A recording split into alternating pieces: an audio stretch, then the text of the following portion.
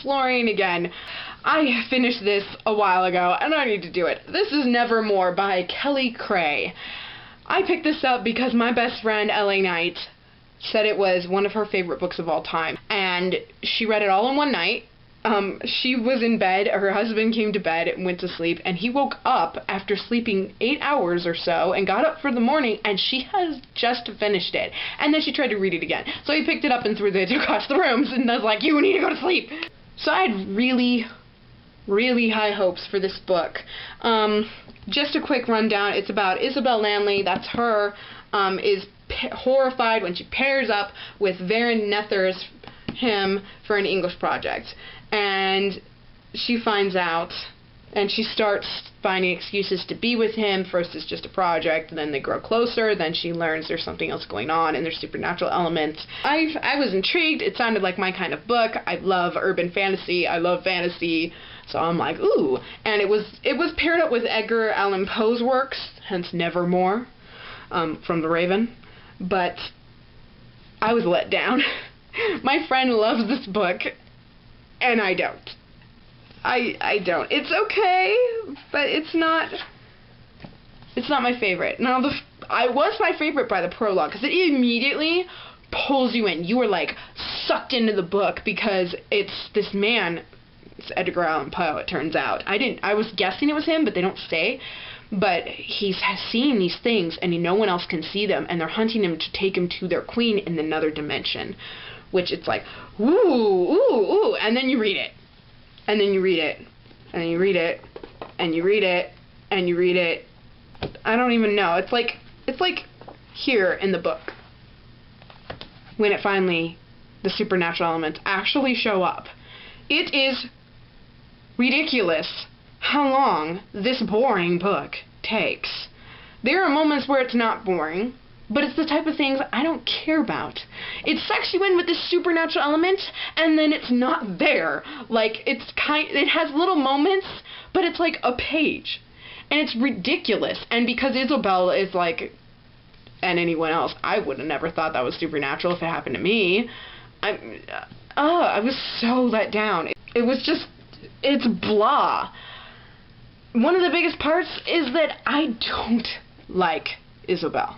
I can't stand her. She's the type of person I would hate to be around. She's so judgmental, and she's like the cookie cutter cheerleader, which is boring to read. And he's the cookie cutter angry goth, which is boring to read. It's not like the characters draw me in. I don't care about the characters, and a lot of the problems are Isabel's fault because she's a nit. It's just, I don't like this book. I don't like Isabel. I don't like her family all that much, and I really don't like how her parents treat her, and I really hate the people she chooses to be around.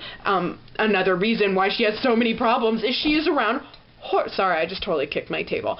She's, like, around horrible people. It's just so stupid. I don't like her at all. I don't even know how my friend likes her. And she's like, I'd get along with her. And I'm like, she'd think you're a psychotic freak and make fun of you in front of the whole school. And think that's okay. What are you talking about? You didn't get along with anyone like Isabel. But I'm going to get into more of the detailed parts.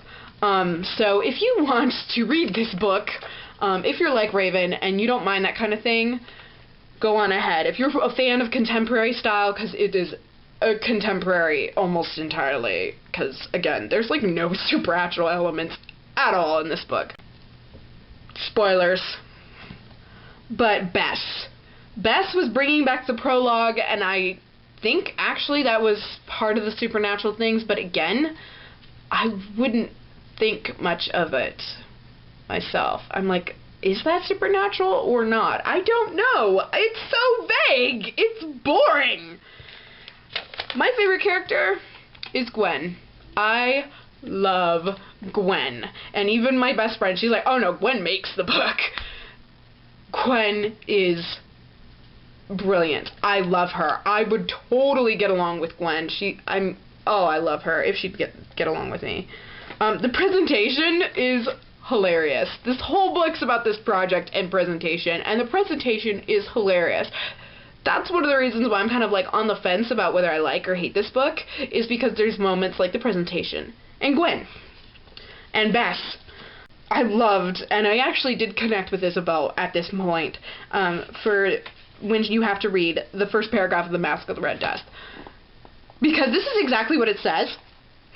Was he serious? The first paragraph alone was like reading the synopsis of a bad, low-budget slasher flick remixed with 19th century flair. Either that or a physician's death report. That's exactly how I felt. And I was like, oh my gosh, that is exactly how I felt. I remember I was at my grandparents' house and reading it in the back room because I was bored and I think my grandparents were asleep and stuff and they were watching the news, which I hate. So I was like laughing my butt off. I loved that part. That was ingenious.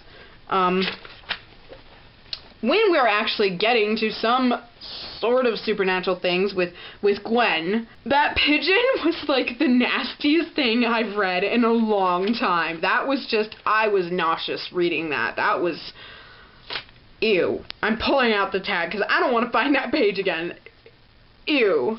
Again, another line that I love from Gwen is when they're in the bookstore and she's like, what is this place? What are we doing here? Whoa, is that a first edition? I am so that way. I am so that way. I remember when we were at, was it? No, it wasn't Bookman's. It was another bookstore that I went to, and they had a cabinet of expensive, nice books. I, like, kept going to it, and it's the back corner, and I'm like, oh, I'm such a book nerd. Oh my gosh, I loved it. But yeah. And then another point where I actually really enjoyed the book is the one time that is backtracked when Isabel matures, and then I don't think she matures. She does a very teenager-ish thing at the end, which is why I was like, but it's when she's trying to rescue Varen, and he goes, don't. He turned his back to her facing the door. That word had stopped her once before, but not now. Not now that she had glimpsed through the funeral front of Varen's own eternal Grimm's facade. Despite all that dark armor, the coal liner, the black boots, and chains, she saw him clearly now. She peered through the curtain of that cruel calmness, through the death stare and the vampire sentiments and angst, and behind it all had found true beauty. And I'm like, that's sweet. Again, a moment that won me over. But it's not the whole book. I don't know. I don't want to own this. I do want to read the next book because I hope Kelly Creagh, like, writes a better book. I don't know. It just didn't win me over. I'm hoping that Isabel will mature some. She seemed a little more mature at the very, very end. But I don't know. I don't know how it's going to work. It's just... So out of all, I have to rate this a 3 out of 5 stars. This is not a 5 out of 5 stars. This is not even close to winning me over as a favorite. It's not even in the same ballpark. It's very blah to me. But I will read it. I'll read in Shadowed, and I'll see how I like it. So yeah, what books have made you go blah about? Have you, like, heard all these raving things and it's not all that great? I know a lot of people think that Frozen did that for them and other movies, but let me know in the comments below. Please give this video a thumbs up. Please comment and subscribe. As always, I will have more books, and I did some tags earlier tonight. So let me know what you think, and please keep watching. Thanks!